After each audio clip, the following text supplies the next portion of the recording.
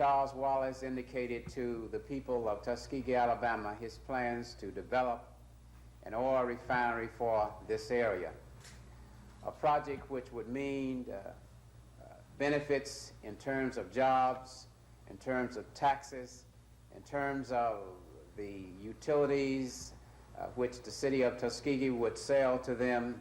In other words, overall economic and commercial development for the city of Tuskegee and the Macon County area. That was Tuskegee Mayor Johnny Ford repeating what has been said for the past 7 years, that a major oil refinery will be built in Tuskegee by New York businessman Charles Wallace. But since the formal announcement of the project in 1974, little work has been done toward completion of the proposed refinery. Supporters of the project have given a number of reasons for the delays, ranging from unaffordable interest rates to what Charles Wallace now calls a conspiracy begun during the Carter administration. Tonight, we'll investigate these and other claims involving the $200 million project.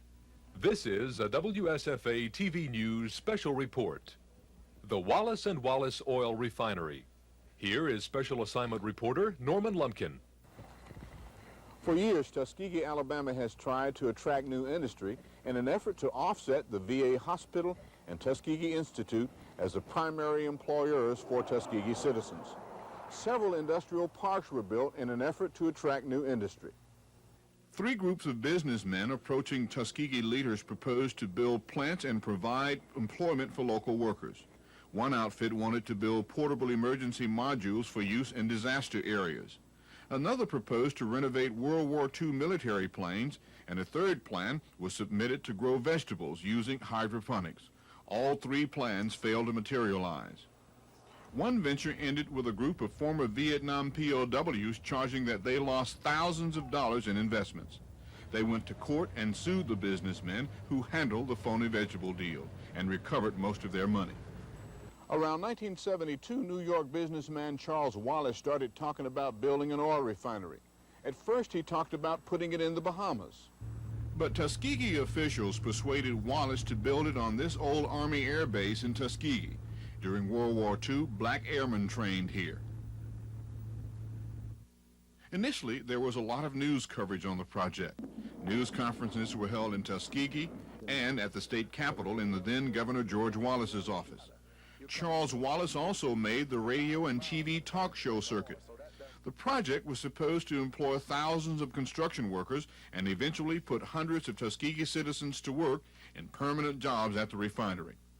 It was supposed to have public and private financial backing.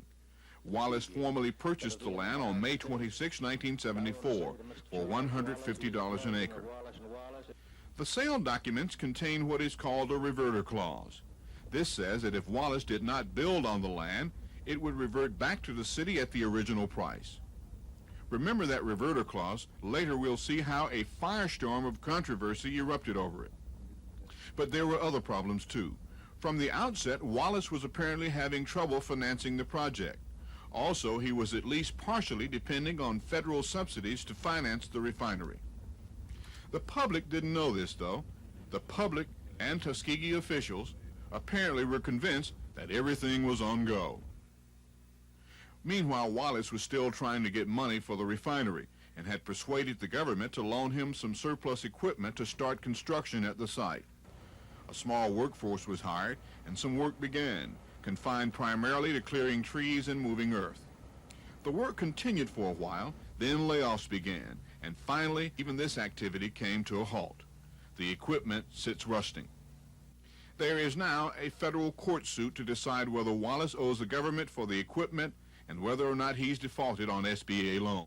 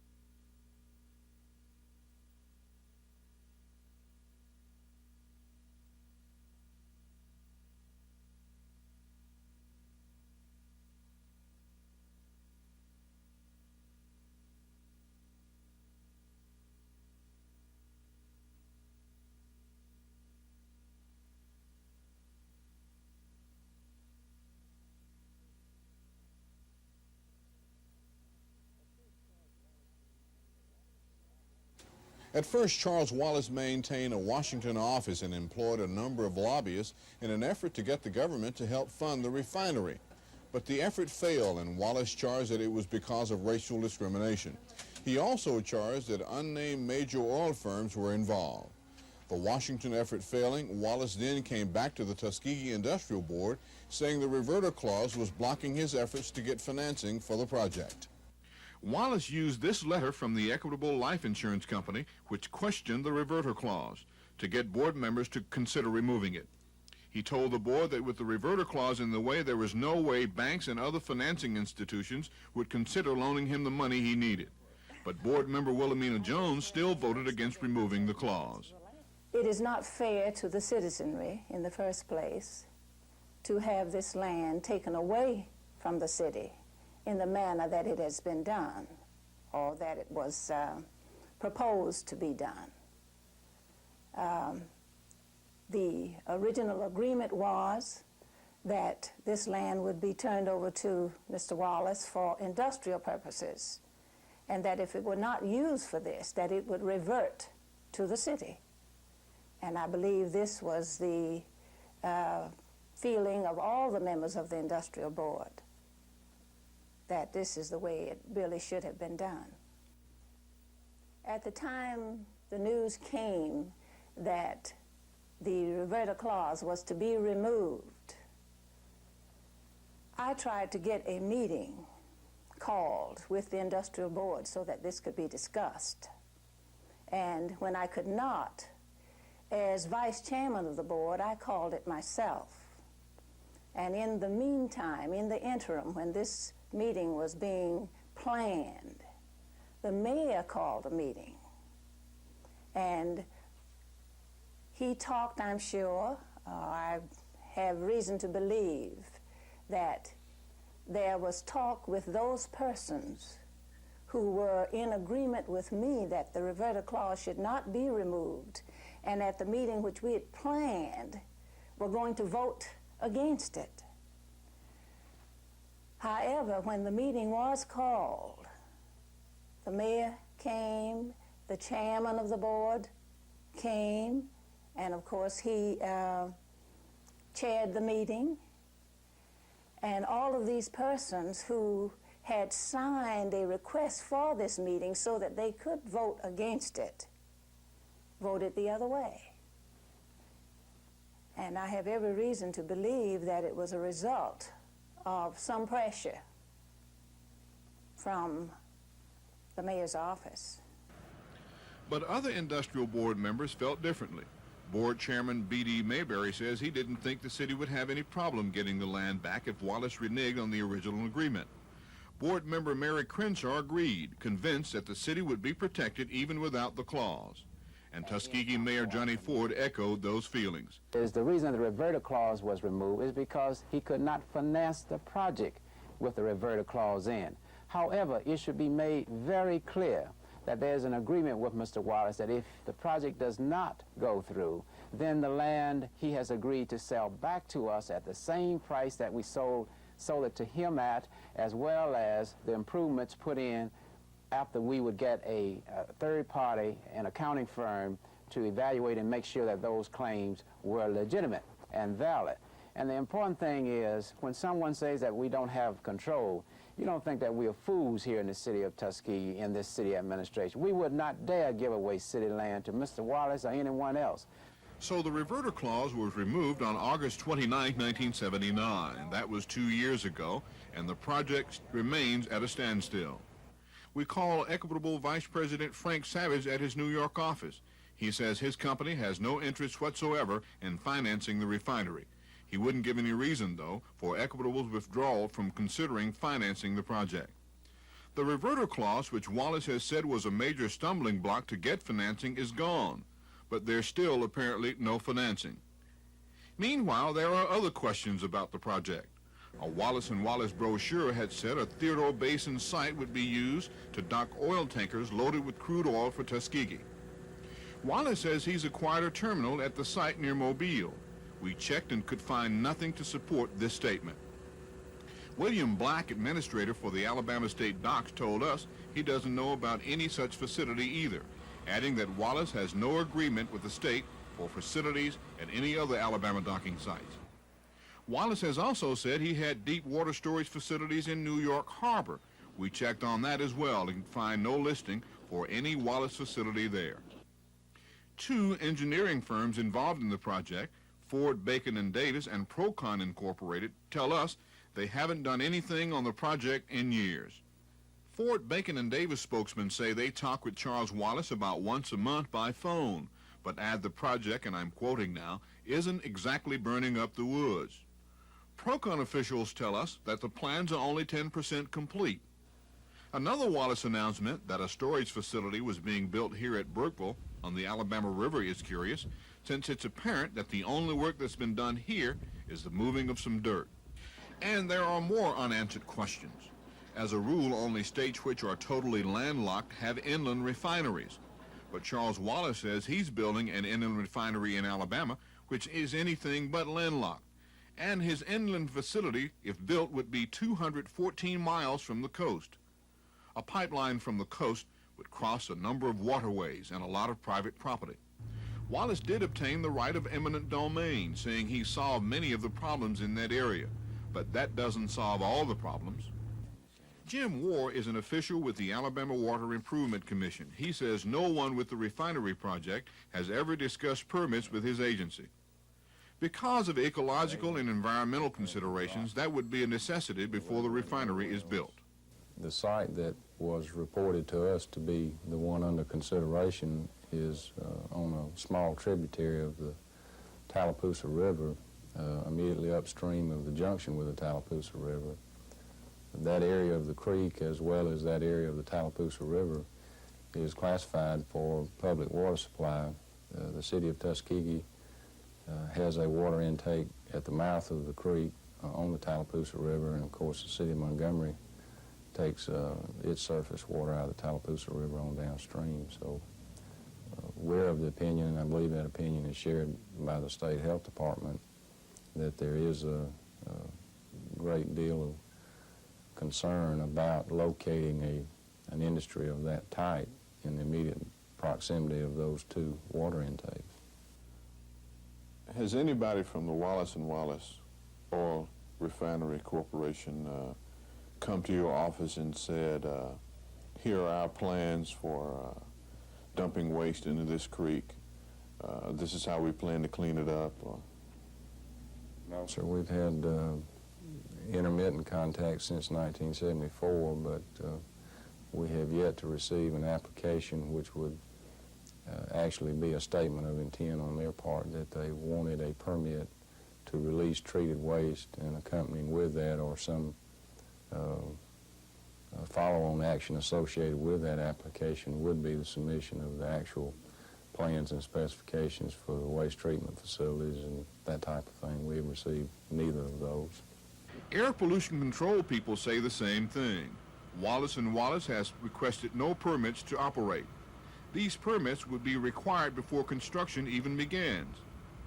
Dr. Carol McDonald of the Alabama Project Development Office reinforced what the other three agencies said. The developer of the project would have to go to at least 3 environmental state permitting agencies, the Solid Waste Board, the Air Pollution Control Commission, the Water Improvement Commission, and apply for a permit to construct and to operate that facility. Without these permits, what would be the possibility of starting up an oil refinery? It would be illegal. He couldn't do it. The usual sequence is that a business does its environmental studies, then presents them to the pollution control agencies before spending the kind of money Charles Wallace says he spent. From what we've been told by environmental officials, if Charles Wallace has gotten funds for the project, he has never checked the environmental impact of his plan, and it is very possible that even with the money, the refinery would have never been built here. Water Commission's Warr has already said waste from the refinery would have contaminated Tuskegee's and Montgomery's drinking water. After checking with Ford, Bacon & Davis, Procon, Equitable, and environmental officials, all who said the project is virtually dead, we checked with Tuskegee Mayor Johnny Ford about the progress of the refinery. The project is moving ahead in terms of during the detailed planning and design. marketing in terms of long-term sales commitments for crude contracts, as well as finalizing the financial package. The major factor, as I am informed, is that the money market is so astronomical at this particular point. The interest rates are so high, so they're waiting in hopes that the interest rates will slacken some. In a moment, we'll go to New York and talk to Charles Wallace about his proposed refinery.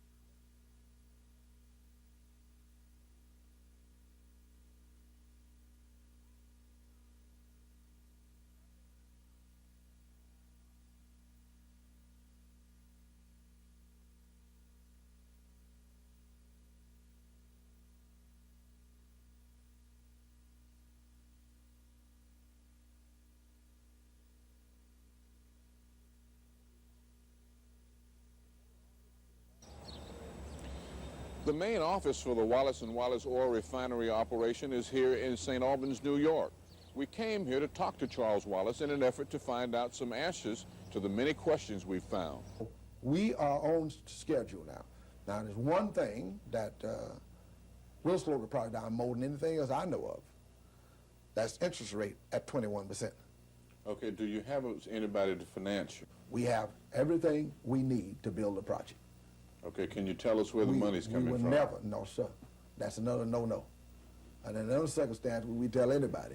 And if we did, we wouldn't have the money today used to sell. Okay, is the Equitable Life Assurance Society one of the people? We wouldn't say.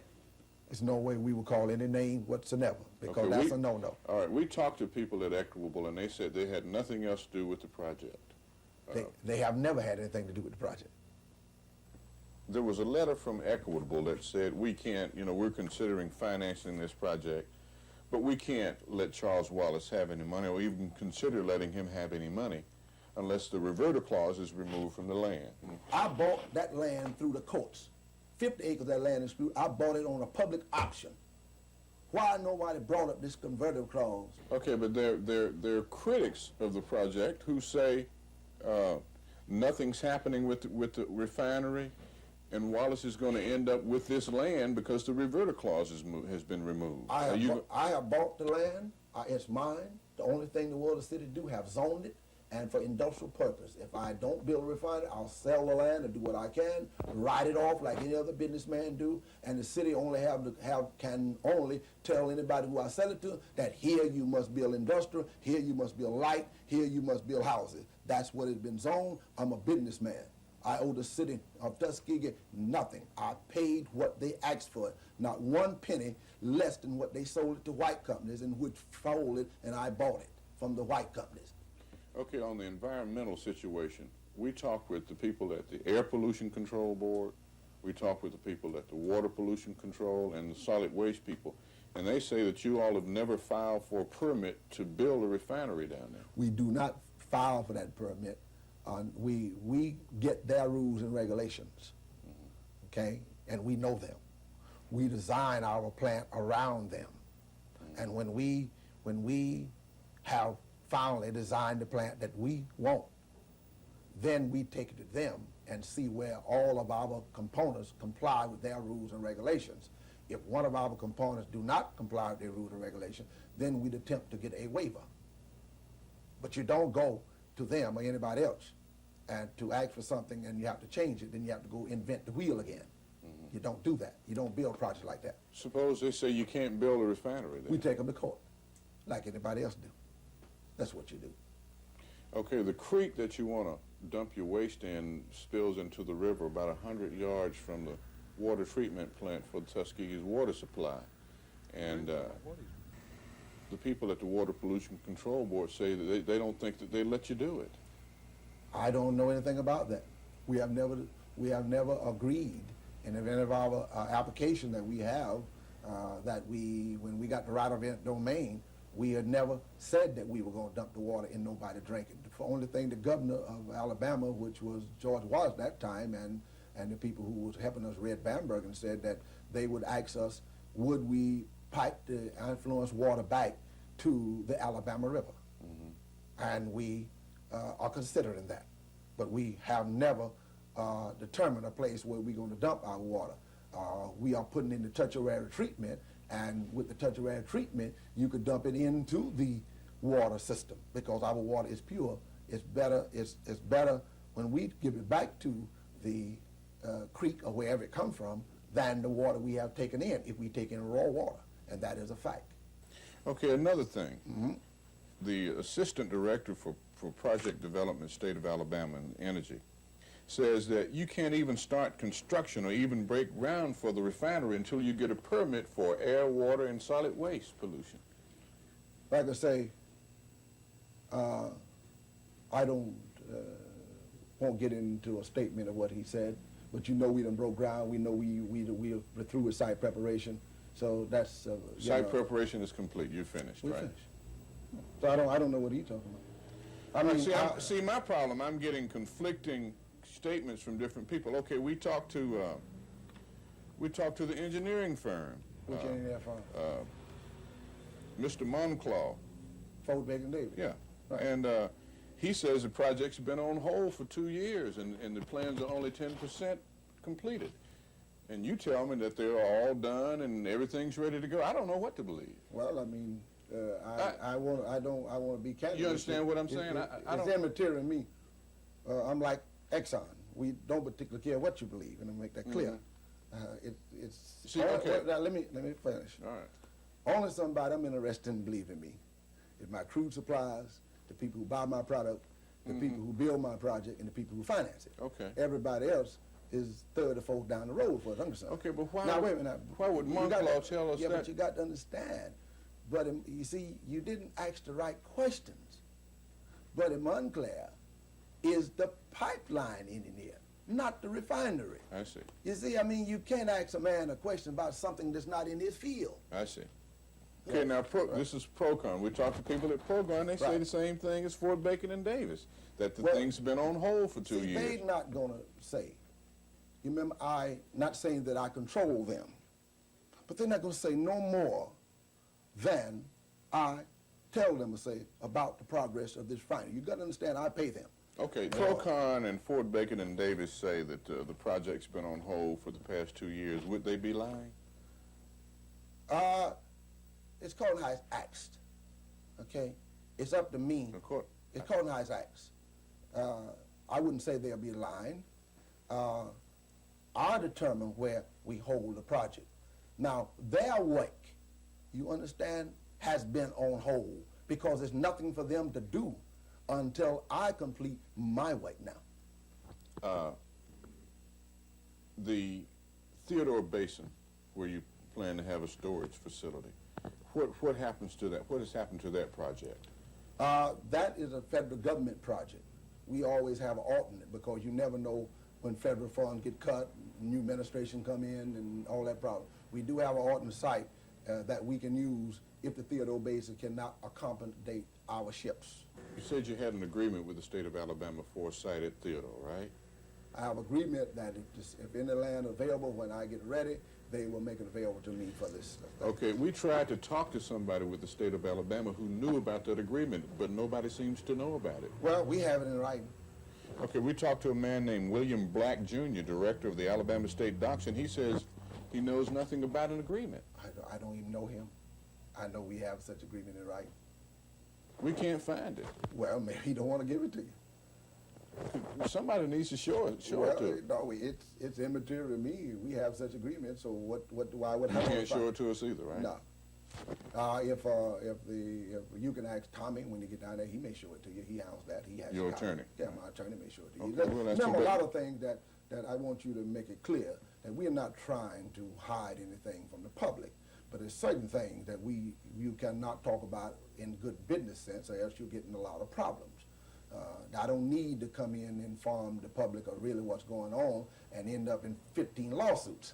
That was last spring. More recently, Wallace and Tuskegee Mayor Johnny Ford called a news conference to explain the problems the refinery project was having, and they promised to answer any and all questions about it. But that didn't happen. You say there's a conspiracy locally and nationally. Can you tell us who locally is involved in this conspiracy? We are going to file charges, and when we get a legal document, we will make it public to you as we did the federal government. We name them in the federal government, and we'll name them in the conspiracy here. At the proper time, we cannot. What do these people do locally? Well, they are trying to, the land is in question. They're trying to stop it. You know about it. You asked me about those questions, and we told you. You remember that the land was... I mean, what kind of conspiracy is that? I'm familiar with the lawsuit where the people are in court. There's nothing hidden about that. I mean, it's an open court. Yeah. Well, Lumpkin, I cannot discuss and damage my lawsuit. I'm telling you, it will be brought as we are brought against the federal government. This sign marks the proposed site of the Wallace & Wallace Oil Refinery. It reads, Wallace & Wallace Chemical and Oil Corporation is erecting on this site a total refinery in a city that will better the environment and mankind alike. Well, maybe the proposed congressional hearings in Washington and the result of lawsuits now being filed in courts around the country will tell all of us why the message on this sign hasn't come true in more than 7 years. This is Norman Lumpkin, WSFA TV News, Tuskegee, Alabama.